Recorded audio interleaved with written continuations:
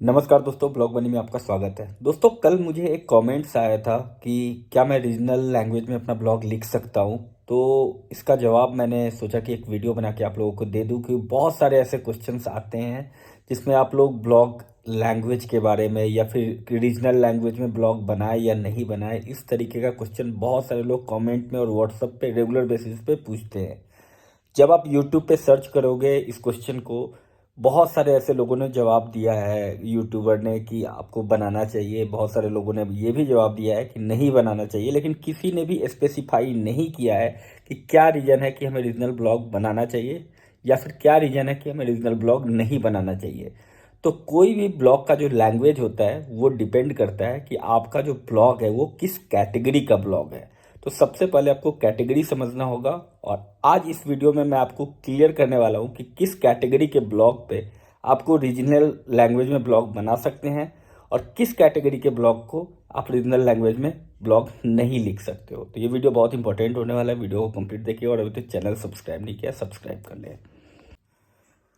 दोस्तों, regional language blog जो होता है बेसिकली वो ब्लॉग होता है जिस ब्लॉग में आप रीजनल लैंग्वेज में, यानी कि आप अपने क्षेत्रीय भाषा में उस ब्लॉग के माध्यम से इंफॉर्मेशन प्रोवाइड करते हो। जैसे कि सपोज कोई बिहारी है तो वो बिहार के भोजपुरी भाषा में अपना ब्लॉग लिखना चाहता है, या फिर कोई पंजाबी है वो पंजाबी भाषा में ब्लॉग लिखना चाहता है। बहुत सारे ऐसे कन्नड़ है। कल मुझे जो मैसेज आया था वो एक कन्नड़ का, मतलब वो साउथ के थे और उनको सिर्फ साउथ की लैंग्वेज आती थी। तो वो चाहते थे कि वो साउथ के लैंग्वेज में अपना ब्लॉग लिखे। तो उन्होंने मुझसे उसी के रिगार्डिंग पूछा था। उन्हें आईपीएल ब्लॉग तैयार करना था, तो उन्होंने वो पूछ रहे थे कि क्या मैं कन्नड़ में लिख सकता हूँ। तो देखिए, आपका जो कैटेगरी है, आपका कैटेगरी अगर ऐसा है जो कि इंडिया के लिए है और इंडिया के उस क्षेत्र के लिए ज़्यादा है, तो आप उस लैंग्वेज को यूज कर सकते हैं। जैसे अगर आप आईपीएल ब्लॉग बनाना चाहते हो, आप जानते हो कि साउथ के जो लोग हैं वो सीएसके को पसंद करते हैं। तो आपका जो अगर अगर माइक्रो नीच चेन्नई सुपर किंग है, तो आप उसे कन्नड़ में लिख सकते हैं आप उसे, लेकिन उसके लिए भी कुछ चीज़ों का ध्यान रखना है। कभी भी आप जब रीजनल लैंग्वेज में ब्लॉग बनाएं तो उसमें इंग्लिश आपका मेन कीवर्ड जो है होगा, वो आपका इंग्लिश में डेफिनेटली यूज करें। बहुत सारे लोग गलती क्या कर देते हैं कि वो सिर्फ और सिर्फ अपना लैंग्वेज को कवर करते हैं, क्षेत्रीय लैंग्वेज में ही पूरा का पूरा कंटेंट लिखते हैं, या फिर क्या करते हैं जो दूसरे का कंटेंट उठा करके उसे ट्रांसलेट कर लेते हैं अपने लैंग्वेज में और उसको यूज करते हैं। तो ये बहुत ही बड़ा डिमेरिट है, इस कारण से आपको ब्लॉग रैंक नहीं करता है। क्योंकि अगर आप मेन कीवर्ड को इंग्लिश में नहीं लिखोगे तो आपके ब्लॉग पे उतना ट्रैफिक नहीं आ पाएगा। रीजनल ब्लॉग कौन पढ़ेगा? रीजनल ब्लॉग पढ़ेगा वो आदमी जिसे रीजनल लैंग्वेज भी आती है और इंग्लिश भी आती है। तो वो सर्च अगर इंग्लिश में करेगा और उसके पास अगर सर्च इंजन में जो रिजल्ट आएगा वो कन्नड़ में भी आएगा, वो उसको खोल करके जरूर पढ़ेगा।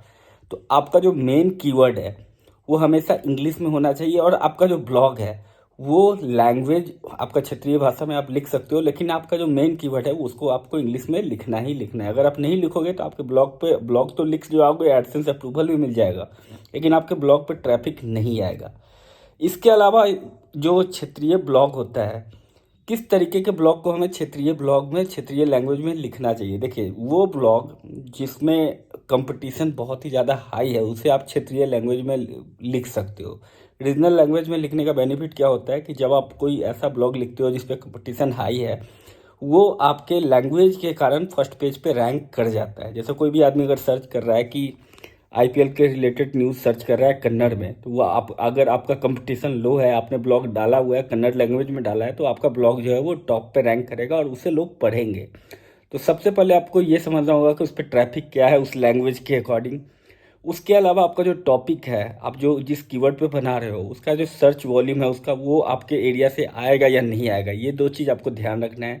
तीसरा चीज़ कैटेगरी का हमेशा आपको ध्यान रखना है कि वैसा कैटेगरी ही में आपको ओरिजिनल लैंग्वेज में लिखना है जो कैटेगरी को सर्च किया जा सके। ऐसा नहीं कि अगर आप कोई एफिलिएट मार्केटिंग बना रहे हो, प्रोडक्ट बना रहे हो, प्रोडक्ट का रिव्यू कर रहे हो, और वो प्रोडक्ट जो है वो यूएसए में सेल होता है और उससे आप पंजाबी या मराठी या फिर कन्नड़ में दोगे इन्फॉर्मेशन, तो वो रैंक नहीं करेगा। वो रैंक करेगा भी तो वो उसका कोई बेनिफिट नहीं मिलेगा, क्योंकि सर्च वॉल्यूम उसका बहुत ही लो होगा। तो हमेशा कोई भी अगर रीजनल लैंग्वेज में अगर आप ब्लॉग बनाते हो तो ये आपको ध्यान रखना है कि उसका जो मेन कीवर्ड होगा वो इंग्लिश में होगा, और आपका जो ब्लॉग है वो आपका रीजनल लैंग्वेज में लिख सकते हो, लेकिन उसका जो मेन कीवर्ड है वो इंग्लिश में लिखना है। वीडियो को अभी एंड करते हैं। अगर इसके रिलेटेड कोई डाउट हो तो आप कमेंट सेक्शन में पूछ सकते हैं दोस्तों, और अगर आप ब्लॉगिंग सीखना चाहते हैं या वेबसाइट बनाना चाहते हैं तो नोटिफिकेशन में दिए गए नंबर पर कॉन्टैक्ट कर सकते हैं। थैंक यू, धन्यवाद। I really appreciate your time.